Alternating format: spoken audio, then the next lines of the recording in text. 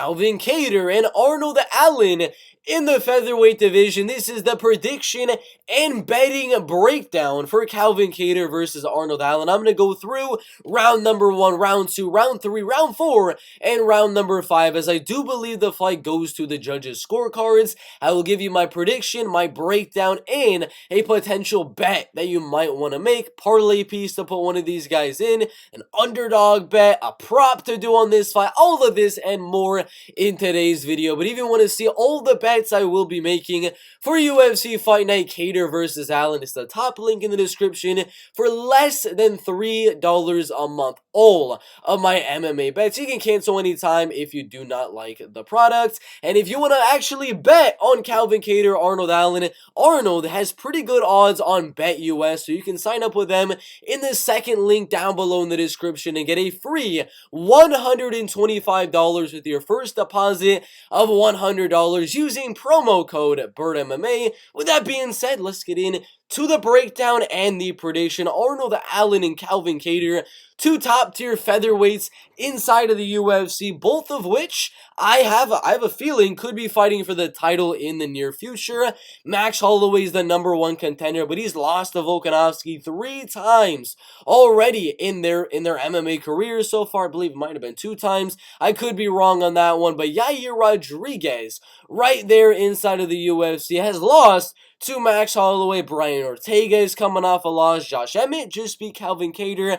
But right now, number 5 versus number 6. Winner probably takes on Max Holloway in a rematch. Maybe the loser of Josh Emmett, Yair Rodriguez. Maybe Brian Ortega. I don't know. But I am assuming the winner of this fight gets one more win, and they are in contention for the title, especially if Arnold Almighty Allen wins at just 28 years of age. Now, like I just said, the man is 28 years, 9 months old. He's a very young guy for this featherweight division with an abundance of experience, but he doesn't really fight too often. 3.5 years, and then 3 years, 2 months right there. Then he took a full year off, a full half a year off from MMA right there. Then he took a year and 2 months off between Nick Lenz and Sadiq Yusuf. Then he took about a year off from the Dan Hooker fight. Now he's taken about 8 months off. He has very long layoffs in between his fights. So my prediction right now is based off Arnold Allen's last few fights, is based off of Calvin Kattar's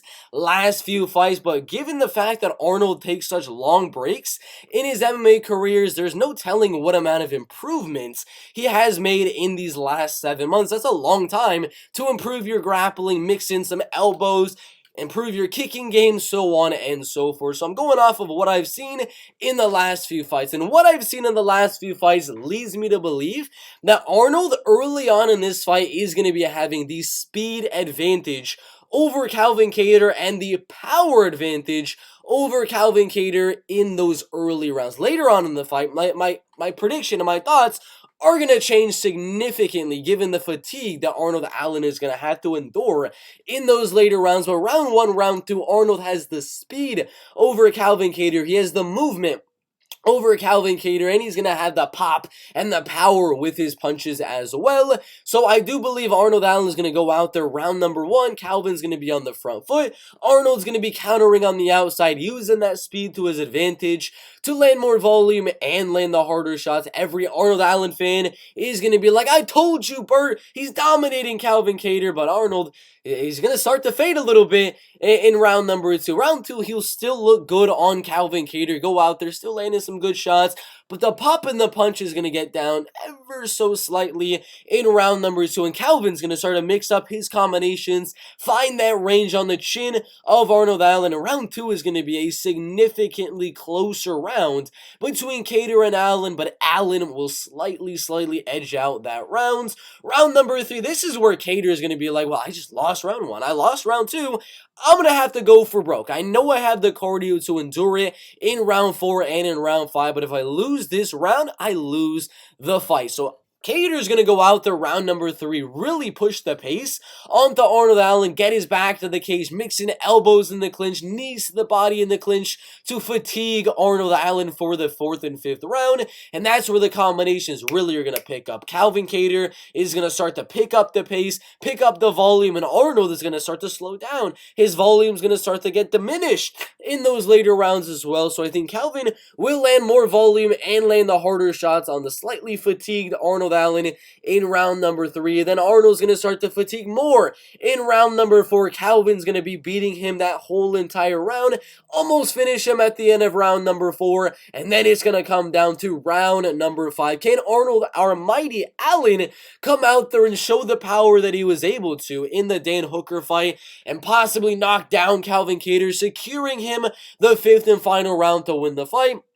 I don't think so. That 5th and final round, I can possibly see a 10-8 for Calvin, because Calvin has been in 5-round wars with Max Holloway, with Josh Emmett, and I mean, in the last fight with Giga Chikadze as well was a 5-rounder, so he's been in these 5-round fights, and also with Dan Ige as well, and I do believe round number 5 is really going to start to pick up that pace and look for the finish. He's going to really want to make a statement, finishing a guy that has never been finished in Arnold Allen, but I think Arnold will survive round number 5, and it's going to be a close, hard-fought, gritty banger of a war in the featherweight division, but I do lean that Calvin Kattar is going to win. I think round number 2 he can also win as well, but I think round 1 and round 2 are going to be very, very close. Calvin could win a 49-46, could win a 50-45, but I'm confident that round 3, round 4, and round number 5, he should do enough to win those rounds at least. So I'm going to be going the underdog here, Calvin Kattar, on a lot of these bookies.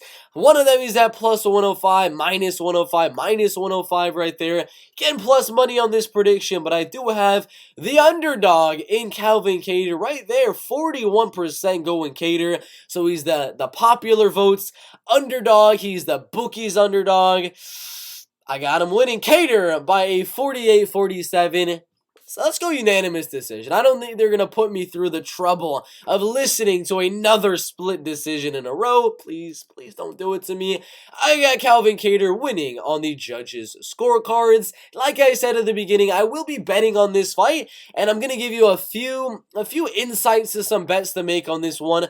One of which is going to be the over 2.5 rounds. I think Calvin Kattar is very, very solid not to get finished in round number 1 and in round number 2. He's a very durable guy, very hard guy to put away in those early rounds, and that is where Arnold Allen is the most dangerous, whereas Calvin Kattar is going to be the most dangerous, in my opinion, in round 4 and in round number 5. So if we put an over 2.5, that'll kind of clear right where I think the danger will start setting in, right where I see a finish possibly happening. We do that over right below where I think that finish is going to happen. So over 2.5, I would say, is a pretty good play on this main event, Arnold Allen and Calvin Kattar, because if there's going to be a finish, I would say probably the later rounds.